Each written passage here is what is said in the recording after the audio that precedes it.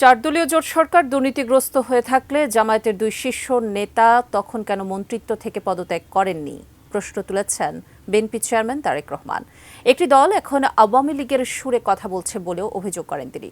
ময়মনসিংহে নির্বাচনী জনসভায় একই সাথে তিনি ভোটের দিন ফলাফল বুঝে নিতে নেতাকর্মীদের প্রতি আহ্বান জানান। ময়মনসিংহ থেকে আরও জানাচ্ছেন আমিনুল ইসলাম।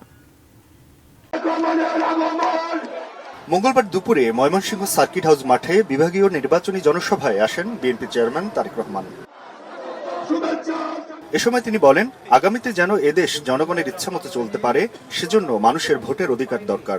এর আগে আমাদের ভোট বিভিন্ন জন বিভিন্নভাবে লুটপাট করে নিয়ে গিয়েছে। এবার সেই জন্য আমাদেরকে সজাগ থাকতে হবে, যাতে কেউ আমাদের ভোট লুটপাট করে নিয়ে যেতে না পারে। তারেক রহমান বলেন, দেশ ও দেশের মানুষের কল্যাণে সুনির্দিষ্ট পরিকল্পনা বিএনপি রয়েছে। অন্য দলের গীবত গাইলে জনগণের কোনো লাভ হবে না। আমরা ঐক্যবদ্ধ থাকলে বাংলাদেশ এগিয়ে যাবে। আমরা ঐক্যবদ্ধ থাকলে আমাদের প্রত্যাশিত বাংলাদেশ গড়ে তুলতে পারবো। 2001 থেকে 2006 সাল পর্যন্ত বিএনপি নেতৃত্বাধীন চারদলীয় জোট সরকার নিয়ে জামায়াতের সমালোচনারও জবাব দেন তারেক রহমান। নতুন বাংলাদেশ গড়তে এলো জুলফিকার স্টিল। জুলফিকার স্টিল, ইস্পাত দৃঢ় অঙ্গীকার। যেই দলটি এখন এই কথা বলছে, তাদের যেই দুই সদস্য বিএনপি সরকারের অংশ ছিল, তারা ভালো করেই জানতেন যে খালেদা জিয়া দুর্নীতিকে প্রশ্রয় দেয় না।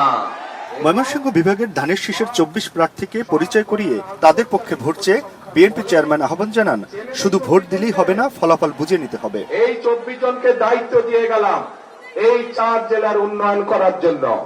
আগামী নির্বাচনে সবাই ঐক্যবদ্ধ থাকলে মুক্তিযুদ্ধ ও 24-এর গণঅভ্যুত্থানের প্রত্যাশিত বাংলাদেশ গড়ে তোলা সম্ভব বলেও মন্তব্য করেন তারেক রহমান। ত্রয়োদশ জাতীয় সংসদ নির্বাচনকে সামনে রেখে বিভিন্ন বিভাগে বিএনপি চেয়ারম্যান তারেক রহমান যে সমাবেশ করছেন, তারই অংশ হিসেবে ময়মনসিংহ সার্কিট হাউস মাঠের এই বিশাল সমাবেশে তার প্রার্থীকে সামনে রেখে তিনি ধানের শীষের পক্ষে ভোট চাইলেন এবং আশার স্বপ্ন দেখালেন তারা ক্ষমতায় আসলে কি ধরনের উন্নয়ন করবেন, বাংলাদেশকে তারা যে উন্নত রাষ্ট্রে পরিণত করার জন্য যে পরিকল্পনাগুলো নিয়েছেন সেই পরিকল্পনাগুলো তুলে ধরেই ভোটারের কাছে ভোট চাইলেন।